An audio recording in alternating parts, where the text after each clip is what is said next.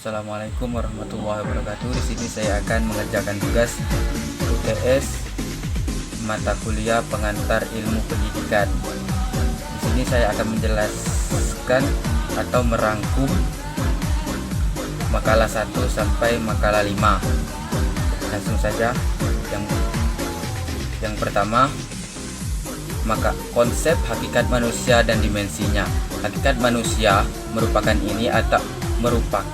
inti atau esensi terdalam dari keberadaan dan menjadikan makhluk unik dan kompleks di antara ciptaan Tuhan lainnya. Pemahaman tentang hakikat manusia tidak cukup dilihat dari suatu sudut pandang saja, melainkan harus memulai keberadaan multimediasional yang mencangkup aspek fisikis, sosial, dan spiritual dan intelektual. Lanjut untuk judul yang kedua, pendidikan dan perkembangan peradaban manusia. Makalah ini mengkaji keterkaitan antara pendidikan dan perkembangan perbedaan manusia, terutama dalam konteks Indonesia. Pendidikan terbukti menjadi pondasi utama dan kemajuan perbedaan,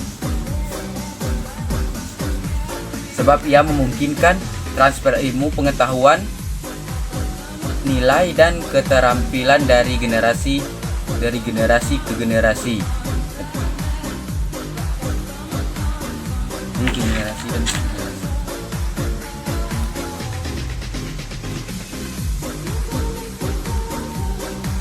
Tetapi menjadi instrumen strategi pembangunan sosial, yaitu seperti evaluasi sistem pendidikan di Indonesia.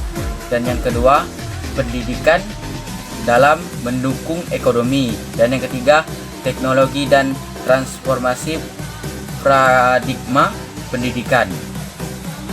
Dan untuk judul yang ketiga yaitu perilaku pendidikan yang sering terjadi di lingkungan sekitar.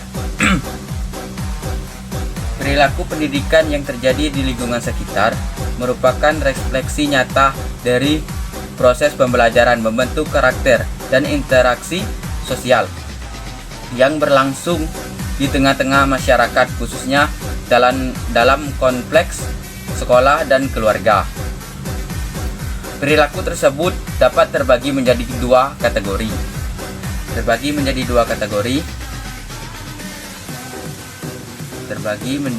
dua kategori utama, yaitu perilaku positif dan negatif.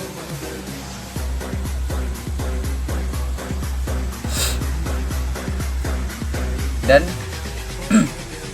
untuk judul yang keempat yaitu unsur-unsur pendidikan. Unsur-unsur pendidikan itu ada 7. Yang pertama, tujuan pendidikan. Tujuan pendidikan itu mengembangkan potensi peserta didik agar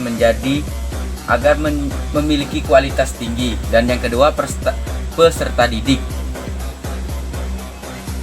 yaitu individu unik dan potensi fisik dan psikis yang berbeda, membantu bimbingan dan perlakuan manusiawi untuk tubuh dan berkembang. Yang ketiga, pendidik yaitu tenaga profesional seperti orang tua dan guru, dapat dengan 4 potensi utama, yaitu pedagodik dan kepribadian profesional dan sosial. Yang keempat, materi pendidikan, yaitu ilmu pengetahuan, keterampilan dan nilai-nilai yang disusun secara sistematis. Yang kelima, metode dan alat pendidik. Yaitu cara efektif dan efisien untuk menyampaikan pembelajaran. Dan alat pendidikan itu bermacam-macam seperti pena dan lain-lain. Yang keenam, interaksi edukatif, yaitu komunikasi. Yang ketujuh yaitu lingkungan pendidikan, semua faktor yang mempengaruhi proses pendidikan. Lanjut, judul makalah yang kelima, landasan pendidikan. Yang pertama yaitu pengertian pendidikan. Makalah ini menyajikan beragam dimensi pendidikan, menanamkan menekankan kesamaan ini bahwa pendidikan merupakan usaha sadar dan terencana untuk mengembangkan potensi peserta didik. Yang kedua yaitu landasan pendidikan.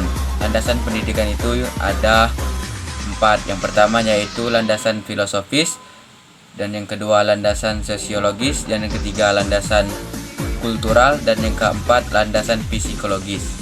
Landasan filosofis yaitu menekankan hakikat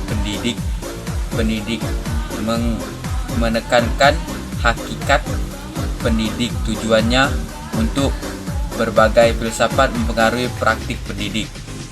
Yang kedua landasan sosiologis. Landasan sosiologis menganalisis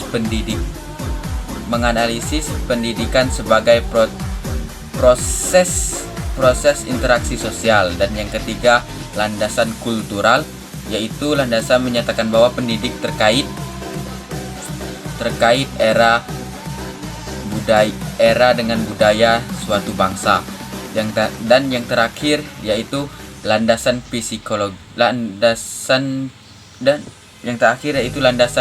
psikologis. Landasan psikologis